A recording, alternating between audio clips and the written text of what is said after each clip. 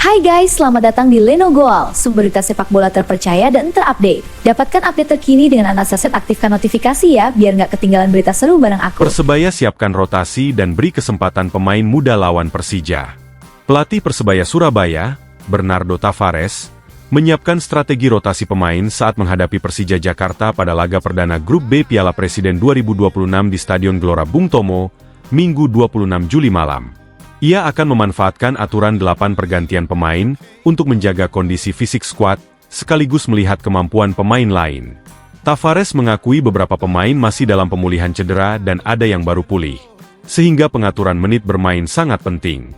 Komposisi pemain akan terus berubah sesuai perkembangan kondisi dan penampilan mereka selama latihan. Pelatih asal Portugal itu juga membuka peluang bagi pemain muda untuk membuktikan kemampuan jika tampil maksimal.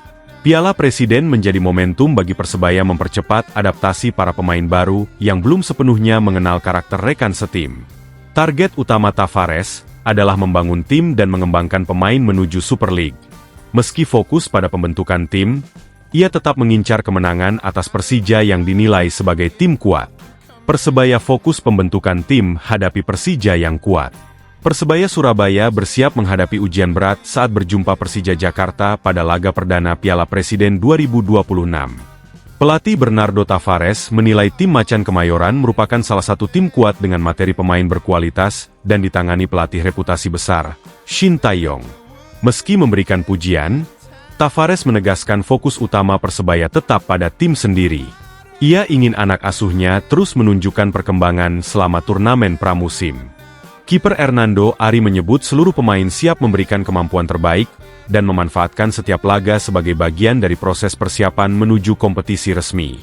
Hernando mengaku antusias menghadapi Persija karena akan berhadapan dengan mantan pelatihnya di Timnas Indonesia. Namun ia fokus membawa Persebaya meraih hasil terbaik.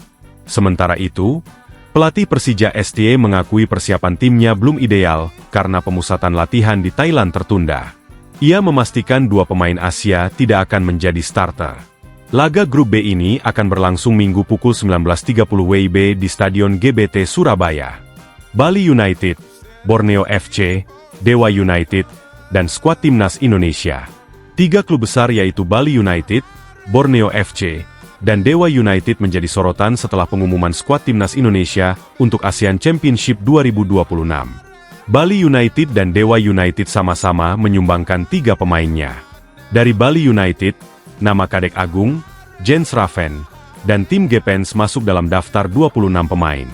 Kadek Agung diandalkan sebagai gelandang bertahan, sementara Jens Raven dan tim Gepens menjadi opsi di lini depan. Sementara itu, Dewa United diwakili oleh Brian Fatari, Egy Maulana Fikri, dan Ivar Jenner. Kehadiran Egy dan Ivar sangat dinantikan karena keduanya dianggap sebagai otak serangan timnas.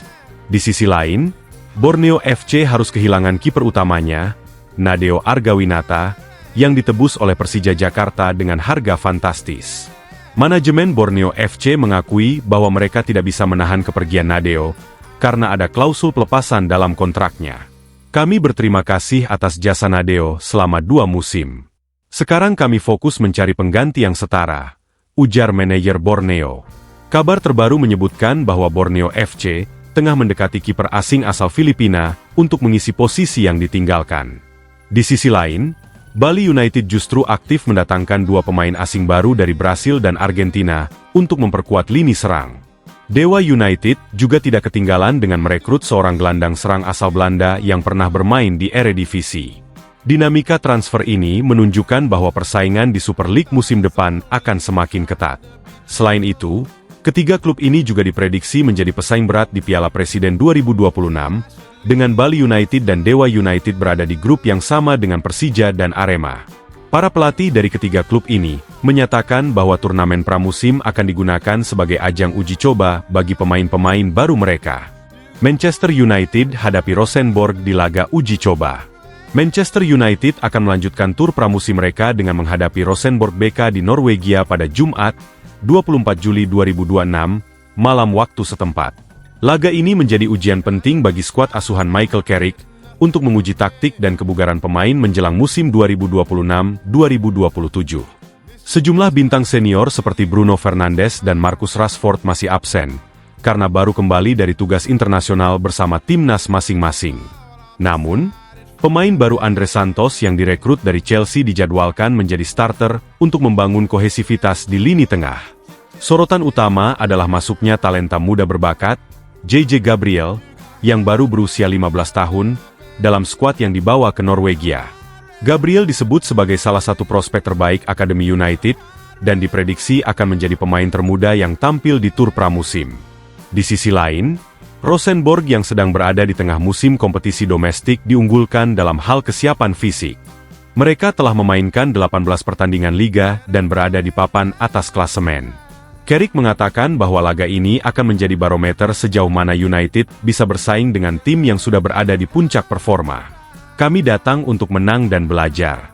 Ini bukan sekadar laga pemanasan, tapi kesempatan untuk melihat karakter pemain, ujar Carrick. United juga berencana melakukan 4 pergantian pemain di babak kedua untuk memberi kesempatan bagi pemain cadangan.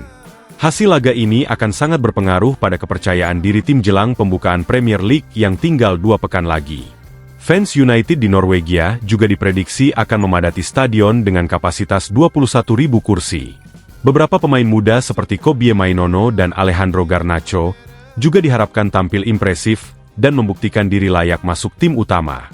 Carrick juga mengungkapkan bahwa ia masih mencari kapten baru setelah Harry Maguire memutuskan hengkang ke klub Italia pada awal musim panas ini. ASEAN Championship 2026 dimulai hari ini. Liverpool pantau pemain. Turnamen ASEAN Championship 2026 resmi dimulai pada hari ini, Jumat, 24 Juli 2026. Dengan 2 laga pembuka yang mempertemukan Kamboja melawan Singapura dan Timor Leste melawan Vietnam. Pertandingan pertama berlangsung di Stadion Olimpiade Phnom Penh pada pukul 16 WIB, sementara laga kedua digelar di Stadion Nasional Timor Leste pada pukul 19.30 waktu Indonesia Barat. Kamboja dan Singapura sama-sama menargetkan kemenangan untuk memulai langkah di grup A.